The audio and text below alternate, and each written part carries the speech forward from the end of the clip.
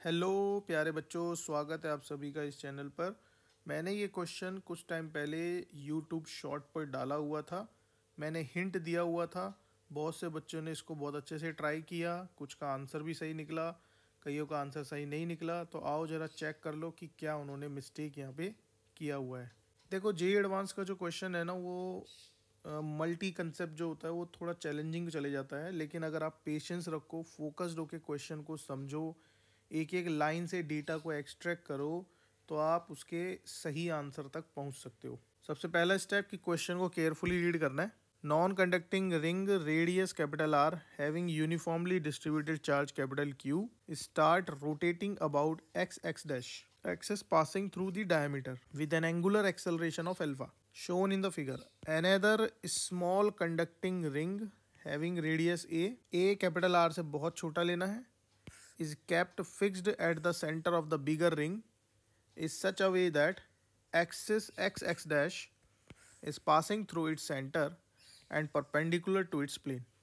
मैंने ये दो लाइन पढ़ ली है। दो लाइन से मैं अभी तक ये एक्सट्रैक्ट कर पा रहा हूँ कि एक बिगर नॉन कंडक्टिंग रिंग है और अल्फा एक्सेलरेशन से वो रोटेट कर रही है, प्योर रोटेशन में है, एक्स डैश एक्सिस के अबाउट। अल्फा को लेके कोई क्लियर जिक्र नहीं है कि ये कांस्टेंट लेना है, ये टाइम डिपेंडेंट है। तो कहीं भी कुछ ऐसा डेटा मेंशन नहीं है कि ये टाइम डिपेंडेंट होगा, इसलिए मैं इसे कांस्टेंट ही मान के चलूंगा। वही मतलब जो common sense by default data fit रहता है। इसके बाद एक छोटी स्मॉल रिंग है जो कंडक्टिंग है और उसे कैसी ओरिएंटेशन में रखा हुआ है वो भी मैं यहाँ पे समझ चुका हूँ। तो एक स्टूडेंट भी इतनी लाइन पढ़ के ये चीज़ एक्सट्रैक्ट कर चुका होगा अगर उसने फोकस होके समझा होगा। तो अगर जल्दबाजी में होगा, इधर उधर यूट्यूब पे भटक रहा होगा, तो फिर मुश्किल है। Now last line, if the resistance of small ring is 1 ohm, small ring का रेजिस्टेंस भी गिवन है, फाइंड, अब क्वेश्चन स्टार्ट होता है, find induced current in ampere. तो कंक्लूजन ये है कि जो स्मॉल रिंग है उसमें इंड्यूस्ड करंट मुझे कैलकुलेट करनी है। छोटे क्यू का कुछ डेटा भी दे रखा है, नोट करना है कि छोटा क्यू और बड़ा क्यू एक ही है, और कैपिटल आर का भी डेटा गिवन है, स्मॉल ए का डेटा भी गिवन है, एंड फाइनली अल्फा देखो यहाँ मेंशन्ड है। इससे मेरे को क्लियर कट हो गया कि अल्फा कांस्टेंट ही लेना है। तो जब भी कोई ऐसा लेंदी क्वेश्चन आता है तो सबसे पहले आपको ना इमीडिएट स्टेप सोचना है। ज़्यादा पूरी प्लानिंग नहीं करनी है क्वेश्चन की, मैं ऐसे से वैसे से कर दूंगा। हाँ, एक रफ एस्टीमेट आप लगा सकते हो। जैसे मैं अगर इसको थोड़ा रिवर्स इंजीनियरिंग करूँ, तो क्योंकि मुझे इस रिंग में करंट कैलकुलेट करना था और जो सोर्स ऑफ करंट है that is motion of charges, वो बड़ी रिंग में, तो कहीं ना कहीं मेरे दिमाग में थॉट आया कि बड़ी रिंग का रोटेशन की वजह से, मतलब उसका चार्ज के मोशन की वजह से करंट सेटअप हो जाएगा। करंट सेटअप होने की वजह से वो एक हो सकता है टाइम वेरिंग करंट होगा। टाइम वेरिंग करंट है तो time varying magnetic field produce करेगा जो इस रिंग से लिंक करेगा। और फाइनली मैं सही कंक्लूजन पे जा रहा हूँ कि यहाँ पे इंड्यूस्ड ईएमएफ का, that is Faraday law of electromagnetic induction का कंसेप्ट भी अप्लाई होगा। देखो, मैं ये चीज़ इतना जल्दी इसलिए सोच पाया क्योंकि मैंने ऐसे बहुत से सेवरल क्वेश्चंस की प्रैक्टिस पास्ट में की हुई है। तो एज ए स्टूडेंट, कोई स्टूडेंट अगर फर्स्ट टाइम इसको कर रहा है तो नो डाउट, अगर बिल्कुल एकदम फर्स्ट टाइम कर रहा है तो उसे काफ़ी टाइम लगेगा इस क्वेश्चन को सॉल्व करने में। लेकिन जब वो प्रैक्टिस करता रहेगा, धीरे धीरे धीरे धीरे उसका ब्रेन काफ़ी हैबिचुअल हो जाएगा और फिर वो ऐसे क्वेश्चंस में थोड़ा और फास्ट सोचने लगेगा।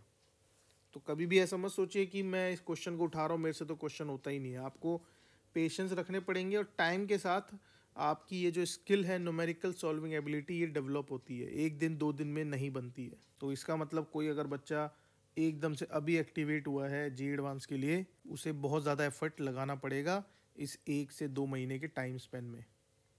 लेकिन अगर कोई बच्चा पिछले 1 साल से 2 साल से अच्छी खासी लेवल की प्रैक्टिस कर रहा है तो उसे भी अपने इस 2 महीने को बहुत इफेक्टिवली यूटिलाइज करना ही है। तो सबसे पहले मैं इस क्वेश्चन में जैसा मेरे को एक थोड़ा सा आइडिया लगा, इमीडिएट स्टेप जो लिया वो ये है कि इस रिंग पर चार्ज फैला हुआ है, ये इसका एक्सिस जिसके अबाउट रोटेट कर रहा है अल्फा से, इस पर यूनिफॉर्मली चार्ज स्प्रेड है, चार्ज मोशन में। स्मॉल कंडक्टिंग रिंग का रेडियस बहुत स्मॉल गिवन है, तो मैं ये कह सकता हूँ कि अगर मैं समहाउ इस बिगर रिंग के चार्ज की वजह से इसके सेंटर पे नेट मैग्नेटिक फील्ड निकाल लूँ, तो वही मैग्नेटिक फील्ड उस स्मॉल रिंग से भी लिंक कर रहा होगा। तो इसका मतलब मुझे निकालना पड़ेगा मैग्नेटिक फील्ड कि अगर एक चार्ज पार्टिकल मूव कर रहा है, लेट्स सपोज कोई पॉजिटिव चार्ज का पार्टिकल है और वो वेलोसिटी v से मूव कर रहा है और स्पेस में किसी भी पॉइंट पे अगर मैग्नेटिक फील्ड कैलकुलेट करना है, लेट्स सपोज जैसे ये r पोजीशन वेक्टर अपार्ट है, ये इनके बीच का एंगल है, तो इस पॉइंट पर जो भी मैग्नेटिक फील्ड होगा इस चार्ज की वजह से it can be written as mu not by 4 pi charge v cross r divided by r cube. इस बिगर रिंग के सेंटर को रेफरेंस ले लेता हूँ, क्योंकि चार्ज स्प्रेड है तो कहीं ना कहीं मुझे कैलकुलस फैक्टर यूज़ करना पड़ेगा, एक छोटा सा पार्टिकल लेना पड़ेगा क्योंकि ये पॉइंट चार्ज के लिए वैलिड है। मैं यहाँ से रेफरेंस ले लेता हूँ थीटा एंगल पे, डी थीटा स्प्रेडिंग में एक यहाँ पर एक छोटा सा चार्ज अमाउंट अवेलेबल है, that can be written as D Q. और अगर मैं इसको डी क्यू ले रहा हूँ तो ऑब्वियसली बात है ये बन जाएगा D B, D Q charge. और सिमिलरली यही सेम सिचुएशन यहाँ पर भी बन रही होगी, बॉटम पे डी क्यू चार्ज होगा। इस डी क्यू के पास इस मोमेंट पे एक वेलोसिटी भी होगी, ये velocity out of the plane है। इस वेलोसिटी का क्या मैग्नीट्यूड मैं लिख सकता हूँ? बिल्कुल लिख सकते हैं। किसी भी टाइम टी इंस्टेंट पे, देखो इनिशियली टी इक्वल टू 0 पे एंगुलर वेलोसिटी 0 थी, अल्फा कांस्टेंट है, तो किसी टाइम टी पर मैं इस इक्वेशन का यूज़ करूँगा और लिख लूँगा कि किसी टाइम टी पे जो ओमेगा इसने गेन किया है दैट इज़ अल्फा टी। तो ये हम किसी टाइम टी का डायग्राम बना रहे हैं। लीनियर स्पीड में लिख पाऊँगा क्योंकि ये पार्टिकल तो सर्कुलर मोशन में है इस एक्सिस के अबाउट ऐसे, तो इसकी लीनियर स्पीड हो जाएगी omega into R sine theta. Omega भी रख देता हूँ, alpha T R sine theta. और इस सी पॉइंट पर जो इसके करस्पॉन्डिंग देखा जाए पोजीशन वेक्टर एक तरह से कैपिटल आर है, तो इन दोनों के बीच में एंगल है 90 डिग्री। तो बायट सावर्ट लॉ लगा देता हूँ। dB का मैग्नीट्यूड लिखा जाएगा mu not by 4 pi charge value, speed का मैग्नीट्यूड, कैपिटल आर का मैग्नीट्यूड, दोनों के बीच का एंगल एंड कैपिटल आर का क्यूब। और इस मैग्नेटिक फील्ड की डायरेक्शन v क्रॉस r की डायरेक्शन होगी। v cross r means right hand thumb rule आप यूज़ कर सकते हैं, तो v क्रॉस r की डायरेक्शन ये होगी। v out of the plane है, r ये रहा इन द प्लेन, तो इन दोनों के परपेंडिकुलर होगा v cross r, that is dB vector. थोड़ा सा और सिंप्लीफाई कर लेते हैं, mu not by 4 pi, so D Q मैं यहाँ पे पुट कर देता हूँ। D Q can be written as total charge spread over 2 pi radian angle, और मुझे चाहिए डी थीटा एंगल के करस्पॉन्डिंग जो आर्क है उस पर कितना चार्ज है इनटू डी थीटा। लेकिन अभी कहानी कंप्लीट नहीं हुई है। मैं अगर देखूँ तो उसी मोमेंट पे नीचे भी एक डी क्यू है, ये भी अपना मैग्नेटिक फील्ड भेजेगा और इसका मैग्नेटिक फील्ड इस डायरेक्शन में होगा। तो अल्टीमेटली क्योंकि वेक्टर क्वांटिटी है मैग्नेटिक फील्ड, तो मुझे डिसाइड करना पड़ेगा कि नेट इफेक्टिव सी पॉइंट पे क्या मैग्नेटिक फील्ड है।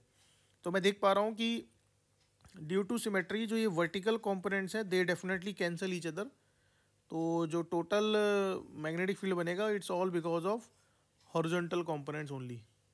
तो मुझे ये हॉरिजॉन्टल कंपोनेंट्स भी कंसिडर करने पड़ेंगे। बेसिक मैथमेटिक्स से कोई बता देगा कि ये एंगल होने वाला है 90 degree minus theta degree. Net magnetic field at C is going to be D B C cos 90 minus theta, और ऐसे दो कंपोनेंट है इस मोमेंट पे इंटू 2, एंड लास्ट में cos 90 minus theta can be written as sine theta. तो आपका जो नेट मैग्नेटिक फील्ड यहाँ पे बनता है, ये अभी सारी बातें उस टाइम टी मोमेंट पे चल रही है। तो इस मोमेंट के करस्पॉन्डिंग अगर मैं इस टाइम टी मोमेंट की बात कर रहा हूँ तो इस मोमेंट के करस्पॉन्डिंग ये टी वेरिएबल कांस्टेंट माना जाएगा एट दैट मोमेंट ओनली। तो इस पिक्चर में आपको वेरिएबल थीटा अपीयर हो रहा है फिलहाल। तो नेट मैग्नेटिक फील्ड एट सी हो जाएगा डी बी सी नेट का इंटीग्रेशन। क्यों? क्योंकि सभी एलिमेंट्स की वजह से जो मैग्नेटिक फील्ड है कंपोनेंट वो सब इसी डायमेंशन में है, तो आप सिंपली इंटीग्रेट कर दो। लिमिट्स क्या रखूँगा? सारे एलिमेंट्स कवर अप करने हैं, तो 0 से लेके पाई तक में सारे एलिमेंट्स कवर अप हो जाएंगे। उस टाइम टी मोमेंट पे चल रहा है सारी बातें। तो म्यू नॉट बाहर आ जाएगा, capital Q alpha T by 4r pi square बाहर आ गया, अंदर sine square theta D theta integration में हो जाएगा। लिमिट होगी थीटा इक्वल टू 0 से theta equal to pi radian तक। नाउ साइन स्क्वायर थीटा को इंटीग्रेट करना आप इजीली जानते ही हैं। It can be written as 1 minus cos 2 theta divided by 2।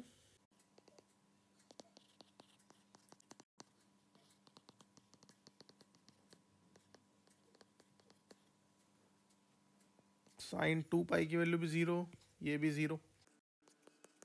ये है net magnetic field at time T moment. तो फ्लक्स लिंकेज हो रहा होगा B C into pi A square, उस स्मॉल रिंग के अक्रॉस इतना मैग्नेटिक फील्ड पास ऑन हो रहा है। तो flux linkage, magnetic flux linkage will be B into A, that is B C into pi A square. Now final step, अभी मैं flux किसी टाइम टी पर कितना मैग्नेटिक फ्लक्स है वही निकाला है। ना आप जरा लॉ ऑफ इलेक्ट्रोमैग्नेटिक इंडक्शन लगाने का टाइम आ गया। तो जो ईएमएफ इंड्यूस होगा उसका magnitude is going to be D phi by D T mu not Q alpha A square by 8r D T by D T. तो यह आ गया EMF induce. And finally current by using Ohm's law, E by resistance, क्योंकि resistance की value 1 ohm है तो मैंने 1 लिख दिया डायरेक्ट। म्यू नॉट बाई 8, ये हमें 1 मीटर गिवन है, 16 इंटू 10⁻²बाय म्यू नॉट, एंड ए है 0.1 का square. So mu not cancel, 8 cancel, और ये इससे कैंसिल हो जाएगा। आई का value is coming out to be 16 ampere. मैंने देखा है कि इंटरनेट पर कुछ वेबसाइट्स पे इसका सॉल्यूशन गलत मेंशन्ड है और कुछ वेबसाइट पे ठीक सॉल्यूशन दे रखा है। तो इसका actual correct answer will be 16 ampere. Stay happy, stay connected, keep learning.